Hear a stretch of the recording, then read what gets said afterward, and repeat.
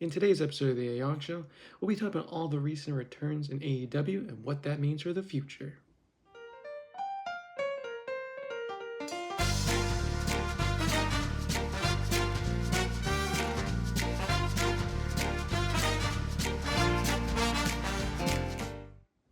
Hello, everybody. This is Zach, and welcome back to the Aeong Show.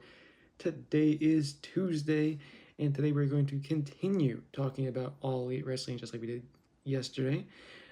Today is a little bit of a different topic. Yesterday we were talking all about Kyle Fletcher, the Protostar, and why he's the future of AEW. But today we're talking about a little bit different topic. I mean, still relevant. In the past, week or so, based off All Out, this coming Dynamite, and all that, there's a lot of big returns, reunions going on in AEW right now. Which with the injuries of Swerve Strickland, with Will Ospreay being out for a while, those are two major guys in the company. I mean, they're former world champion Swerve, former international champion, former world champion contender Will Ospreay, someone who's probably definitely going to be world champion again, and someone who will be world champion one day as well. So you have two guys there who are definitely heavily missed. Like, no one can really replicate what they're doing. No one can fill their shoes in that sense.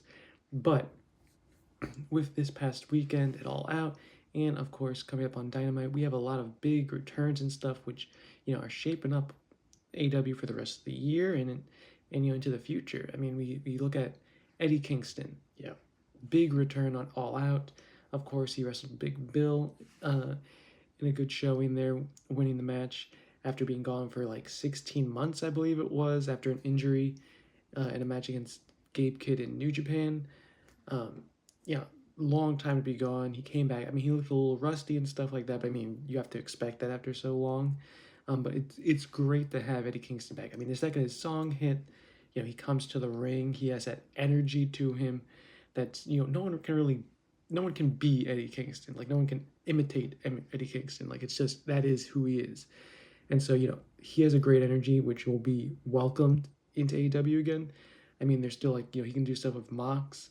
He can do stuff with tons of guys there. So, there's a lot of stories there. I mean, he came out wearing the Claudio Sucks Egg shirts. I mean, of course, we know how much him and Claudio hate each other. So that's still on the table. He had Hook kind of help him there at the end. And it looks like maybe they're going to be a little bit of a duo. So that'll be interesting. Of course, Hook only came back like a month or so ago from his injury. Maybe now we have a little bit of a duo there, a little mentor, mentee thing going on, which would be good for Hook. Because I think Hook's biggest thing is like he's good in the ring, but he still has a long way to go until he's like, near the top of the card. And Eddie Kingston's a guy who can really teach you a lot, just in terms of like talking and stuff like that. Because I think Hook's talking is probably one of his like weaker points. Eddie, of course, is a natural talker. He just speaks the truth, what he believes, and it comes across on TV very well. So I think that'll help Hook a lot, really push him up there if he can they can really build something there. I mean, we also have, the not announced return, but the pretty much announced return of Orange Cassidy to AEW. I mean, he's been gone since the beginning of the year with injuries. Now he's finally going to come back, it looks like, on Dynamite, teaming with Mark Briscoe and Hologram against the Don Callis family. So, I mean, right there, he's jumping right in there to the deep end against, like, Okada and Take. So, I mean, that'll be great to see. Orange Cassidy, one of my favorites in AEW since the beginning. I mean, I loved him before AEW, then like seeing him in AEW, and then like how he's grown. His international title run was one of the best, probably my favorite title run in AEW history. His international title run, like that was just like every week, amazing matches. So I'm glad that he's back. He's a guy who is kind of like, he's like right there, like in that upper mid card, like main event level. Like he can go any way.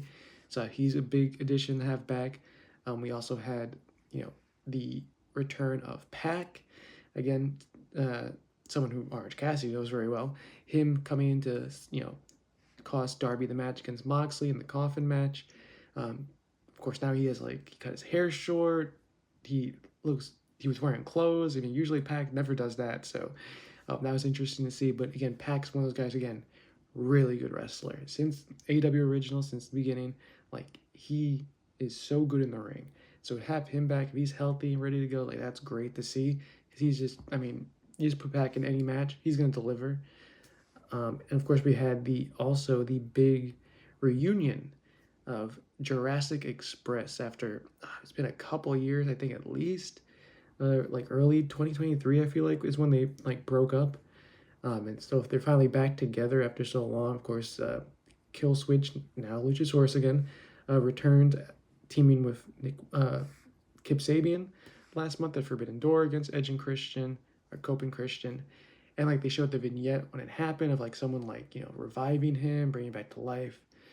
Um, and then of course, after the tag team match that happened, Jack Perry, Jungle Boy, Jack Perry came in and attacked the Young Bucks. The Young Bucks had him set up for the BTE trigger. And all of a sudden, the vignette plays again of Luchasaurus, but this time you see who is the person doing it. I mean, I did see like when it happened, like there's a lot of people like, oh, that kind of looks like the jacket that Jack Perry usually wears and stuff like that. So maybe it's him who did it, bring their reunion together. And of course, it was him. Smiles to the camera. Here comes Luchasaurus. They take out the Young Bucks. Luchasaurus rips off the Kill Switch belt he's wearing. Big hug. They play the Jurassic Express theme song again. Like the crowd goes nuts singing along again. I mean, that was definitely a great feel good moment. I mean, I love Jurassic Express back in the day. I think that was them at their best. I feel like, I mean, the heel stuff and all that. I feel like it's always good to do because you don't want to just be a babyface all the time. You want to show that you have range, and maybe like being a heel can give you a little bit more that you can add on to your characters. So like I don't think they're gonna be like Jungle Boy Luchasaurus from like 2019. Like he's not gonna come out in a loincloth thing again and like all that. And Luchasaurus is not gonna be as like funny or whatever like that. Like they'll be a little bit more serious now, but like they still have the feel goodness, which I think is great. So I mean, you look at those two immediately. I mean, feuding with the Young Bucks, that's big. The Young Bucks, of course, in my opinion, best tag team ever.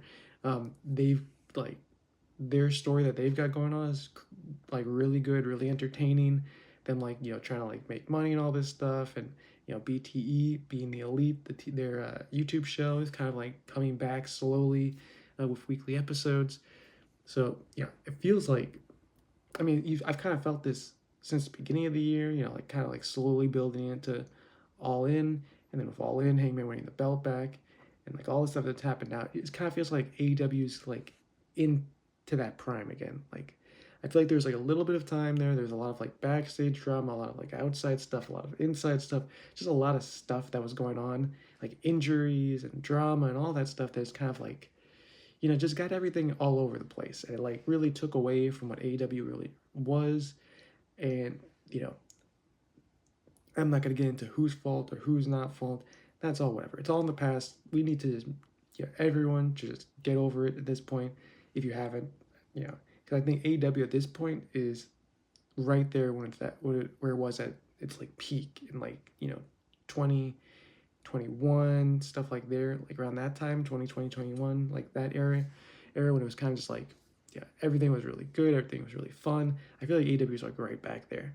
Like everything is just great right now for the company. And I think these returns are, great to see with all these like more like older AEW guys again, like Eddie, Orange Cassidy, Pac, Jurassic Express together again. These are guys who have been there since like the pandemic era.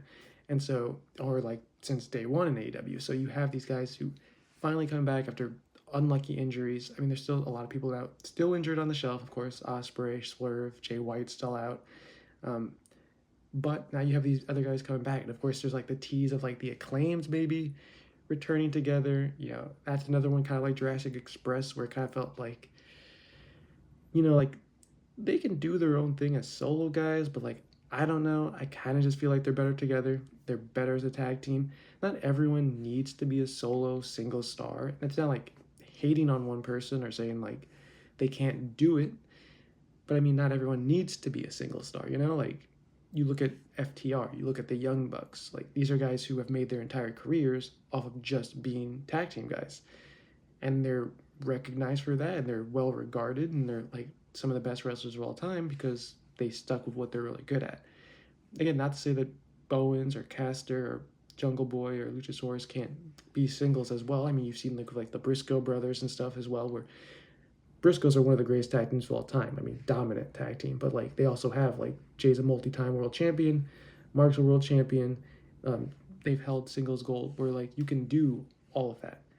So, but I think you need to know like maybe the tag team is your best feature. You should stay with that. Like you can do single stuff, but you can also just stay as a tag team. You don't need to split up, one go heel, one go face.